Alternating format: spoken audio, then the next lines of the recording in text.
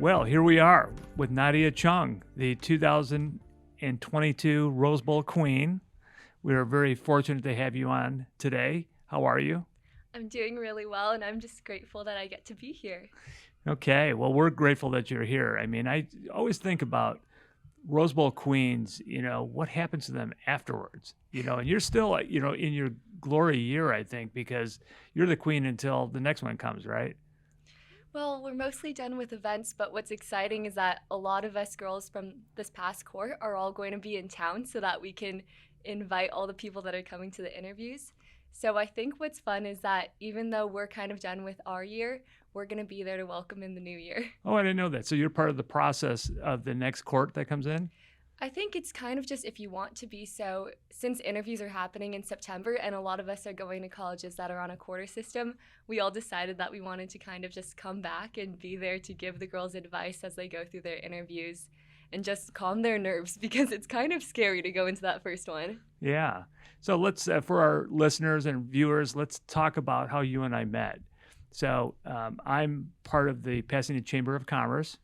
And I, for the first time in the number of years that I've been attending the end of the year breakfast that the Chamber puts on for the Rose Bowl tournament, and people should know there's this very intimate little breakfast that goes on, and it is so cool because we get a peek at the Rose Bowl and the parade and the Queen and all the princesses way before the world sees that.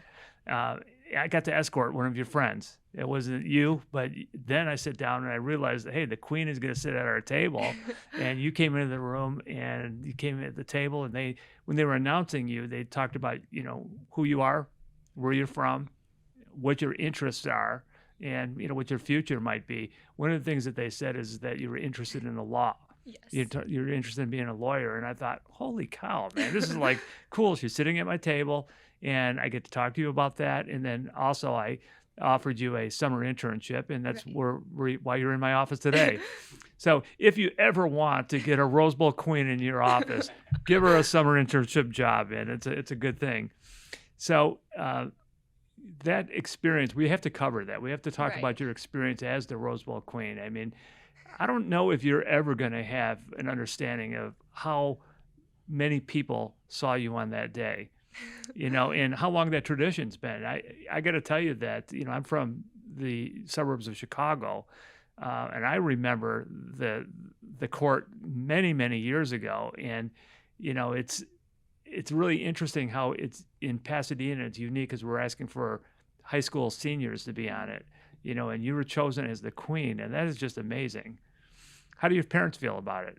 Oh, my parents, they were just supportive from the start, but I think they were potentially even more excited than I was as soon as we found out because I was in shock and I kind of just didn't really comprehend it. But my dad was already texting everybody, so I never needed to tell anybody what happened because he was like, she just had an event here and here. And my mom would tell everyone because she'd be going around Pasadena with her friends or going to farmers markets, and she would sometimes pass around little buttons. So I was really lucky because it was a part of my life growing up, so my parents were excited from the start, but they were also really supportive when I would come home late from events and I hadn't eaten dinner, or I was just so tired and I still had to go to school the next day. So I was really lucky that my parents were as supportive as they were. Yeah, very much so. I don't think that people realize that becoming the queen or a princess on the court demands a lot of your time during a specific time of the year, and that's like December, right? Yes.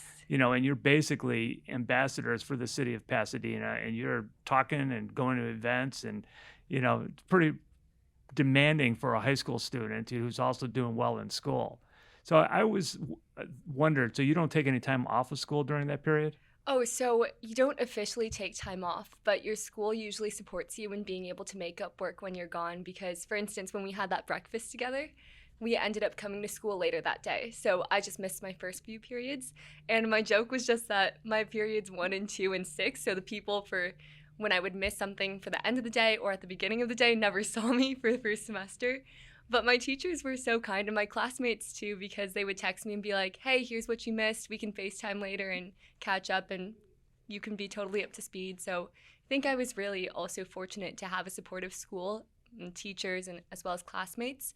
But I just remember having to learn to be more independent about my education and my schoolwork, because even though all of us girls on the court were missing a lot of school, we would find ways that we could still study together, or we'd be in the van ride to an event reading Hamlet or something. So I think we figured out ways to make sure that we were still keeping up, but also making sure that we didn't fall behind. And I'm glad that I got to have that experience, because I think it lends itself well to being more independent in college. In and college. Yeah, not always having a teacher telling you exactly what you won't need to have a do. teacher in college. You're on your own. And I was just thinking that sounds a lot like college to me. Yeah. So you were, you graduated from La Cañada High School. Have there been any other queens that have graduated from that school? Yeah, there has been. I know that there's a whole registry of all of the past queens, and it's so fun to look through because you can see, okay, like this person from that year. And I think it had been several years, but we did have someone on the court just, I want to say 2 years before me, and then before that, another 2 years before. So Okay. there were definitely still people coming from the court and from La Cañada onto the court. But I think my school was really excited because they like to say that they made up 1/3 of the court. If you do the math, that's not totally correct.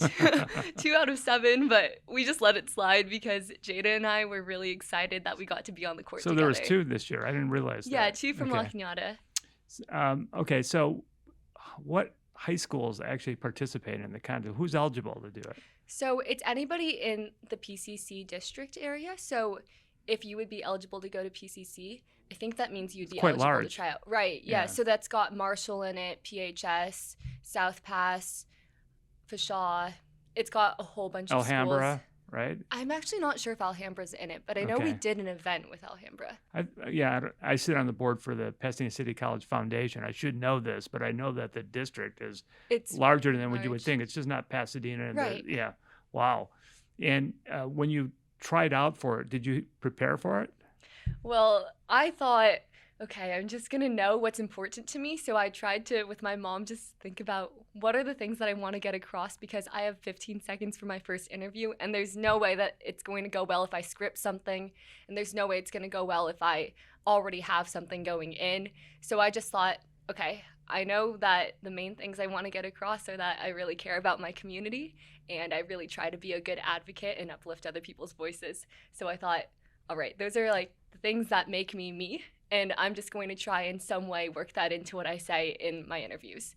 So I think the most preparation you can really do is just knowing more about yourself and being able to synthesize who you are into 15 seconds, but there's Wow. no way to really go in completely prepared. Yeah.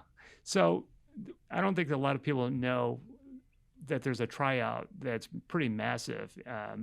And it's usually at the Wrigley House, right? Right. And so when you go there, why don't you describe the process? Because you're talking about 15 seconds. That wasn't Right. the one time that you probably had. I think it comes in stages, doesn't it? It So does. can you explain that?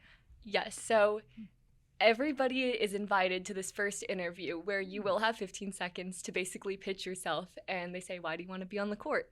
I think there's a lot of reasons that a lot of people want to be on the court. So when I think about it, I have no clue how they sort through that many people. But everyone kind of gets dressed in an outfit that they think they feel really comfortable and confident in, one that represents them. And you go to your interview, they give you a number, and you walk up to this panel, and the people on the panel are actually your committee members if you're on the court, but you don't really know that yet. But anyways, you walk up and you just stand on the dot and you just start talking. How many people are on the committee? Did you? So it's different every year, but it's usually around like 8 to 12. So you're speaking for 15 seconds in front of 8 to 12 people and hoping that they like what they see and pass you to the next phase. Yes, and you have no idea what they're thinking, because we joke about this with our committee members. We say, you had such a stoic face when I was going up there, and you scared me so much. So there were some committee members that I definitely, in every interview, found myself looking to, because they were the ones that were smiling and making me feel less scared. And then we all joke about the ones that were really serious and looked super scary the whole time. We won't name names. We won't. Okay. So what's the next step? So the next step is another interview if you get invited back. And how many people get invited to that one? I'm actually not sure how many people. I Okay. know they just cut down a significant amount. Hmm. And I feel, in my opinion, if I were on the committee, that must be the hardest cut because you've only heard these people talk for 15 seconds. Sure. But they're looking at your background too, I think, right? Your Sure, grades and yes. everything. And So you provide yeah. your transcripts, although they don't go off of that. They really only go off of the interview. So the That's it? transcript, yeah, it's just background information that Oh you my gosh. provide Wow. later. But really, that's all they can go off of. They don't know your name, they don't know your school. You are just a number. But you go up for your second interview if you get invited back. And the little tip that someone gave me was to wear the same outfit each time so that I'm memorable. And I would have never thought of doing that, but I thought, okay, I'm going to do it because there's so many people. How on earth are they going to remember me? So I wore the exact same outfit and I saw a lot of the same people. It was exciting to see so many people invited back that I had talked to in the previous interviews. So that was really fun because a lot of my friends from school were still in it and I was meeting people with each interview. And you go up, and this time I believe you might have 30 seconds or 45 seconds. So they just keep asking you questions until your time runs out. And I remember that the questions were they were questions that weren't curveballs, like they were fair questions, but just being there was nerve-wracking. Sure. And so in that moment, I was just saying whatever came to my mind, and I honestly don't really even know half of what I said. Did they record it? Oh gosh, maybe. I don't want to see the video if they did. You know what? The more you're talking, I'm thinking you just had the hardest interview that you'll ever have in your life. Oh my God, you could interview for the White House right now, and you'd be like, "This is a piece of cake." So you go to that second phase, and now it's a 30-second interview in front of a approximately. large panel of people, Mhm. and then what happens? So next, and again, there's anticipation because so many people from every school, like they're all trying out together. And I remember we were in AP Lit and the email came out. So it was inviting you to the next interview. And I really didn't think that I got it. And I was like, okay, I'm just going to check. And I got it. And so did a bunch of my friends. And so we go to the next interview. And this time I believe it was 1 minute or 2 minutes, but it was still really, really short. And again, you're standing in front of this panel, significantly fewer people now that are trying out, but it's the exact same panel. So you're starting to recognize faces and they're just asking you more questions again. And each time you can spend as long as you'd like on a question or as short as you'd like, and they'll just keep asking you until time runs out. Wow. So now the group of people is getting smaller.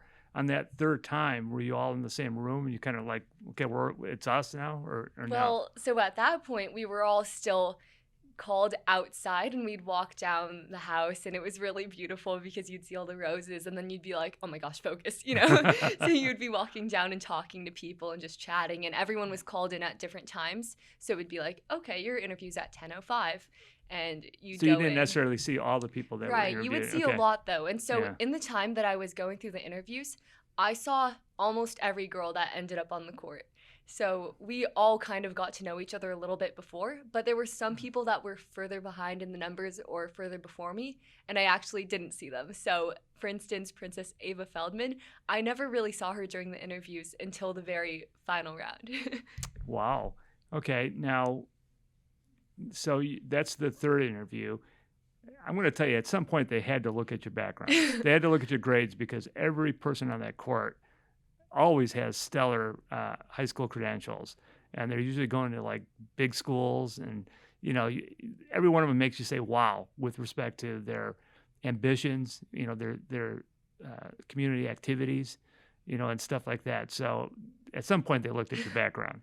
I think right before the final round is when we provided our transcripts. Okay, I'm but right. those were Okay. sealed, and they Oh. weren't allowed to open them. So the committee members never saw them. So you're telling me that somebody could get past the final round, get into the court, and then they open the transcripts and they go, this person's not passing right now. You know what? I think something about the way that they sort through people and ask questions must make sure that they're choosing people who are good students and focused in school because I've What never about this? met a What about the person that's a great actress or, you know? somebody who's like a really good. I don't go to school, but man, I can really. I can pretend like I do. Right. Sure. Okay, so now is there a fourth round or There is. okay? What This does that is the do? final round. This Okay. is kind of what you said. We're all in the same room and everyone's getting to know each other. About how many people? I think around 30 finalists every year, give or Okay. take. And this was probably, I want to say it was the most nerve-wracking, but also the most calming round because now you're sitting around a round table. So they give you a number, they give you a time. Some people will even go home because their time is so far later in the day.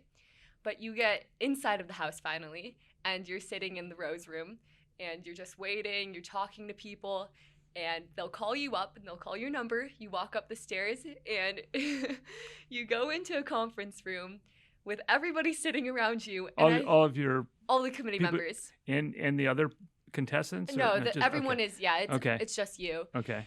But I think the very start of that was terrifying because I walked into the room and I forgot everything. I was like, how do I sit in a chair? Like, how do I open a door? Everything was just so scary. But that interview, by the end of it, because I think we have 3 minutes to talk in that interview, maybe even 5 minutes. That one was really fun because you started to realize, okay, this is just fun now. Like, this isn't as scary because you're not standing anymore. Now you're sitting and you're just chatting. So and did you find out that day then, or No, we had to wait. So I'm counting 5 rounds so far that you've gone through. I think it was 4 rounds, but it felt like 5 because Okay. we had to wait until the announcement. Okay, and so then what happens? You go back home, and then they Yes. notify you. Well, after that, you go back home. You already have that picture in the newspaper with all the finalists. And what I heard actually is that a lot of the committee members' spouses or just people in the tournament will make bets on who they think is Oh my going to God. get into the court. And I thought that was so funny because sometimes they're spot You're not on. saying monetary bets, or No, just no. okay. All right. Oh my God, there's be rigged, man. I got $100,000 on that one. No, not like that. More just like there will be some former queens who get it really, they just nail it. They got almost all of the court right. But by that point, you're just waiting. So some of the former queens are there also watching. Oh, they're looking at the newspaper. Oh, okay. So, Okay. Yeah, that's when that newspaper article comes out where everyone's standing on the steps and everyone's lined up with numbers. I think that was really interesting because as soon as that newspaper article came out, that's when everyone at my school knew, okay, these are the people who are finalists. And at that point, the whole time, I never wanted to tell anyone that I made it to the next round because I was so nervous and I didn't really think I was going to make it very far.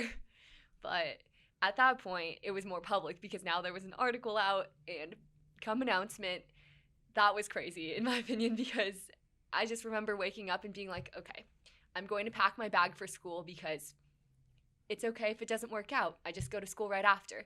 So I packed a change of clothes. I was ready to go. I had all my assignments to turn in. And I go that morning. They're calling out all the people.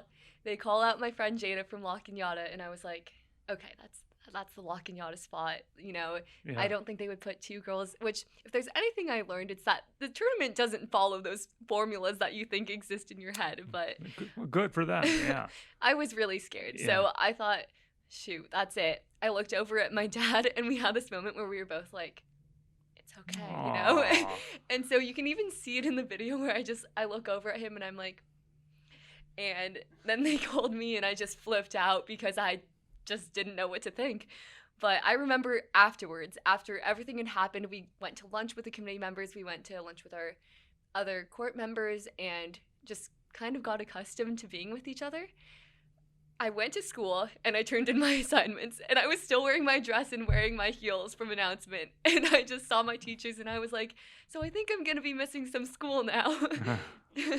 Did you know at that time that you had been chosen as the queen? No. Okay. How did that turn out? I mean, how many people make it to the court? So there's 7 members of the court. Okay. So then how do they decide who the queen is? In some ways, I still don't really know because I look back on everything and I'm like, they could have pulled us out of a hat. They could have just flipped a coin and they would have chosen a great queen. Like, honestly, Yeah. by the point that you have those 7 members of the court, any of those girls would How have did been you find out, phenomenal. though? So you have 2 weeks before coronation where you have training. So that's when you have etiquette training. You have a speech workshop so that you can prepare a speech for this big royal court and family dinner. And you also just end up getting ready for this big trip, this weekend trip to Solvang. And that was so fun because we were just doing karaoke and all of these different team bonding things and having a lot of fun staying up late talking. Oh my gosh, you get to go to a trip to Solvang just to hang out with the other Exactly. princesses? And the committee members too. And that really bonded us so closely. So I Wow. think by that point, we all kind of knew, all right, we're going to be best friends. And there was just this really instant connection between all of us. And there was also a sense of realization that none of us were going into the audition process to become queen. So it wasn't competitive and it didn't feel weird at all to go through any of that because none of us were trying to be queen and we're going to be upset if we weren't. And I think that was really reassuring to know that all of us were going to be happy with Yeah. whoever it was and be happy being on the court as well. So I think those 2 weeks were really just formative to the friendship that we ended up having all the way throughout everything. And I'm even seeing the girls this Saturday. So All of them? we Wow. still hang out all the time. What was give us a sense of timing. When was it that you were in? What like, was it November, October? What? I think in October, that's when we were announced onto the court. And I think, actually, it might have been the end of September we were announced onto the court. Okay. And then the beginning of October was Our coronation. 103rd Rose Queen is Nadia Chung. Ladies and gentlemen, Queen Nadia! In my opinion, when I see in December and you young ladies come into the room, you're already polished. I mean, it's like you've gotten some instruction somewhere and you've already explained that there's a little bit of training that goes on. You were obviously comfortable with the speaking because you were on the speech and debate in La Cañada, recently competed in the nationals, right? Yes. And so that probably became pretty comfortable for you, speaking like that. I have to say, I still had to unlearn and relearn different things because it was a different type of speaking because all of a sudden I couldn't write out and spend all my time picking the perfect words that I wanted It was to use. impromptu. Exactly. And that scared me because we would go to events and usually there's a hustle sheet which tells you if you're going to be speaking or not speaking, but sometimes someone would tap me on the shoulder and be like, hey, we need you to can you give a speech for 5 minutes and just Wow. talk about, I was like, but after a while you really do end up feeling that it's not as weird. And we go to events where there are always people in the community, so you feel really welcomed and you don't feel Well, let's that talk about there's- some of these events. Yeah. Because I know that there's a lot of touring. Talk about like where you went and who you spoke to. So we had a lot of fun getting to go to different hospitals and meet different kids. Aw. So we went to Shriners. We also went to Huntington around Halloween, and we did a Halloween candy type event. And that was really fun because all of us love getting to hang out with the kids and just getting to interact with different kids. So also Altadena Arts Magnet was really fun because it was more of a school environment where you would just get to talk to people who are working on their art projects or who are working on learning Spanish. And it's just fun to see these kids who are hopefully going to remember that the way that I used to remember meeting all of the former queens and princesses, and just realizing that these are the people who are going to be filling our shoes in a few years. So that was really exciting. And then getting to go to community events, especially with different service organizations and just meeting people that are so prominent in our community. I think that kind of starstruck all of us because we realized, oh my gosh, we just met the mayor. Or getting to go to, for instance, the Pasadena Chamber of Commerce and realizing that you're sitting at a table with the people that are quite literally making your community run. I think that was really fun because we all got to meet people who are in the professions that we want to go into and get advice. And we also just got to interact with people that I know for sure I wouldn't have gone to meet otherwise. Do you know while you're on the court that there's a sense of awe when the court walks into the room? Did you know that? I think I know to some extent because I felt it as a little kid. Yeah. But every time it happens for us, it confuses me because I'm like, I'm just I'm just a normal person. Yeah. They're just normal people. Yeah, I got to tell you though. I mean, it really is sometimes like, oh, there's the queen over there. It's so cool. So we got so much that we can talk about, but one of the burning questions I have is your contact with prior princesses and queens. I mean, do a lot of them still live in the area? And tell me about that, your interaction with them? Yes. So the other day, I think it was now 2 weeks ago, I went to a Queen's brunch, and there my were goodness. people You from gotta be all over that came Where? in. So it was in Pasadena. Okay. But people flew down from Palo Alto just to come in, and they flew down just for the day, or people road tripped from Long Beach. And it was really cool because you meet these queens of all different generations, but everybody has this same shared experience. And that's just, it's really just crazy to think about, because people will talk about, oh yes, I was the first queen to be televised. And I was like, oh, they started the television deal? And she was like, no, the television basically just started. She was like, I am that mature. So it was just funny because you would meet people who had different experiences that were the most formative parts of their court and their year. But for me, when I think, okay, the Goodyear blimp, that was so fun, and that's something that my court all shared. Someone else was talking about a trip they took to China. So I loved getting to see how different events evolve, but also just how everyone had the same experience of, oh, I remember going through etiquette training and walking across the tournament hallway in heels and trying not to look like I was unable to walk. So it's fun to share all those stories and get to learn from all the former queens who... Like how many would attended that? And is it an annual event? It is an annual event. Okay. I think there were 25 to 30 queens there. Wow. Yes, and there's a spreadsheet with everyone's contact info, and It's like a sorority. It is. It really is. It's probably the best sorority you could be part of. So folks that aren't here in Pasadena that are watching this, you should know that the Wrigley building is on Orange Grove. It's where the parade kind of starts over there. On the second floor, I think it is, there's the Rose Princess Queens. Yes, And they've got photographs of all the prior queens and all the courts and the dresses. And it is just fantastic. And what I loved is seeing how the fashions changed through the years. Absolutely. And particularly the 70s when they all dressed in their pants and stuff. Yeah, really, really fantastic. And you could see the diversity more as the years went on. So, okay.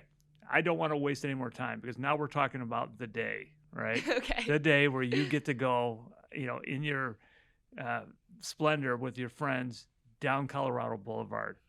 You're on TV. You have to know that the world is watching, right? Millions of people are watching, right? I got some texts from people in different states and even family members in different countries who were saying, oh, we just watched the parade and it was so beautiful. And my favorite thing was getting texts from people who didn't realize that I was going to be in it and just realized, oh my gosh, I know her. So a girl that I had met at Nationals last year who debates in Ohio, she texted me and she said, oh my gosh, I saw you. So you knew her through the speech and debate community, right? And she didn't know that oh my gosh. Right, wow. Exactly. And so it was really fun to realize that there are people who are watching this from all over, but also just there are people who are watching this that go to my school, or I thought that was really fun. So, you're in that parade. I mean, you're really one of the biggest parts of it. I mean, when you think about it, I mean, of course, I love seeing the Ohio band come through and, seeing the foreign countries and everything, but everybody loves to see that's just one of the parts of it.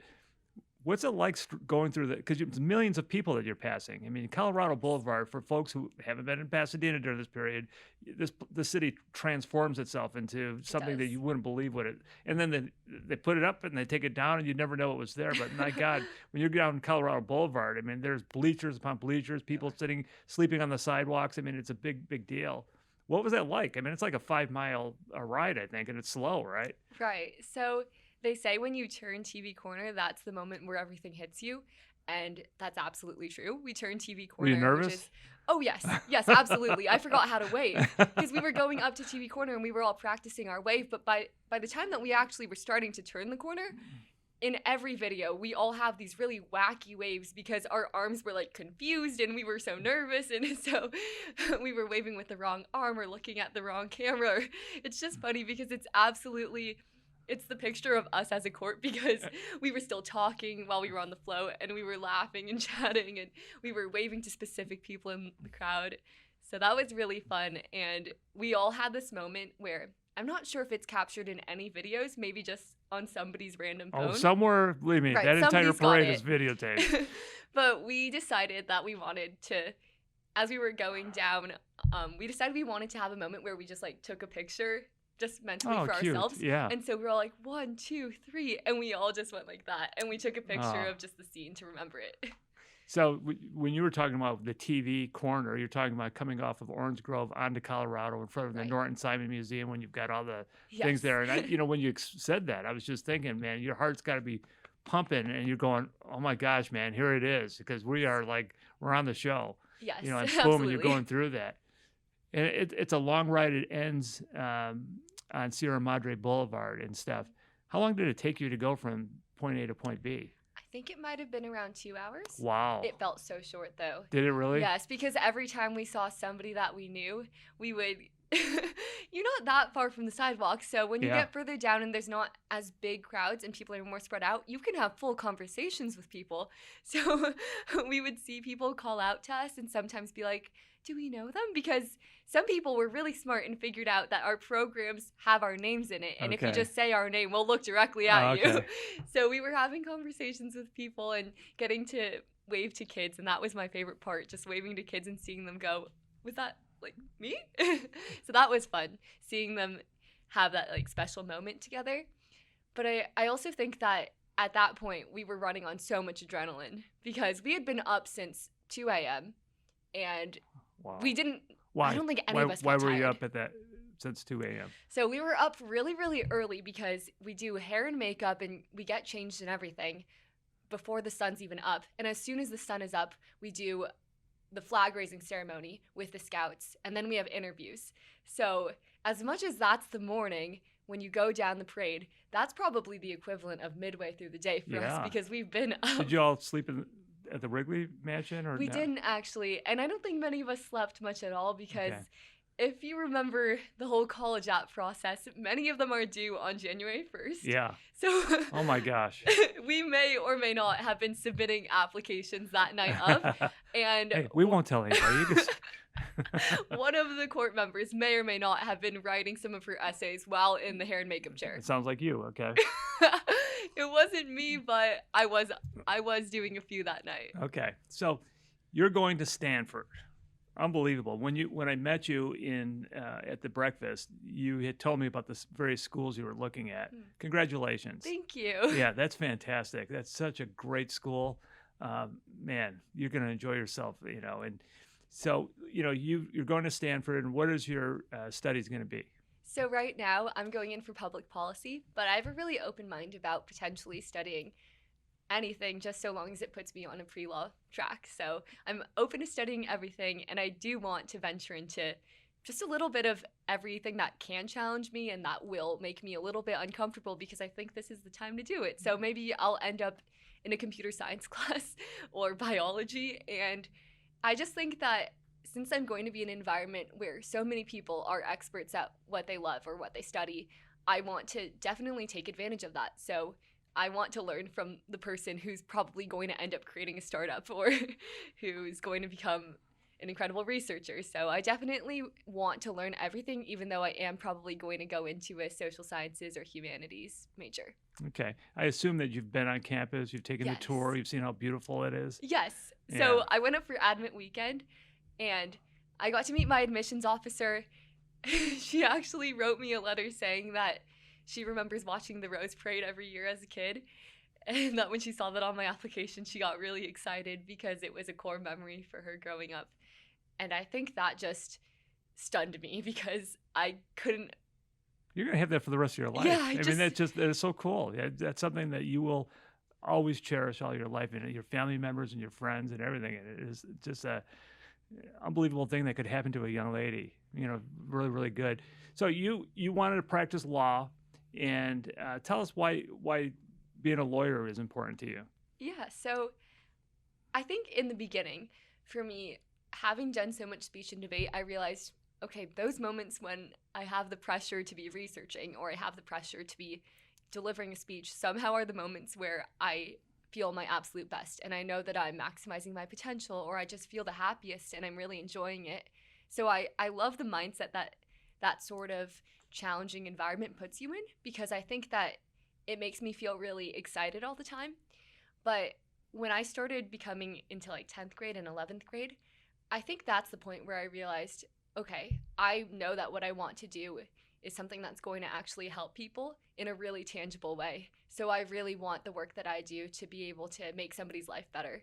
So I think that's also the point where I realized I really want to be someone who can use the talents that I've been given to really help support other people. So I am not a mathematician, and that would never be my talent, but I do think that I've been fortunate enough to have people who helps me become more confident in terms of communication and in terms of writing in a cogent way. So I'm hoping that I can hone those skills and use them to really uplift other people's voices and hopefully just be a good advocate for others and make people's lives even just incrementally better. So I think that's something that I look to law as a real way to create reform in people's lives. Awesome. And those are all the right reasons for getting into the practice of law. I think that you're going to make a great attorney should you continue on with this course. Thank you. You've got a lot of years until that happens, at least 4 long ones before you decide to go to law school. But I have to say that you've got all the skills and attributes of somebody that would make a great attorney. Well, thank you very much for being on the podcast. I mean, I got to tell you that I've never had an opportunity to ask these questions. And here you are sitting in front of me, and it's just so cool. And I hope that the folks watching this got to see it because, like I said at the beginning of this, we see the Queen, the court, and, we're kind of familiar, if you live in Pasadena, with the process. But who are these people? How did they get there? And, where are they going afterwards? Because they seem to kind of like disappear and stuff. And it's really cool to know that you're meeting with all of your friends still, and you have these events where the queens get together, and you're part of a great sorority. So congratulations again. Thank you so much Thank for you. having me.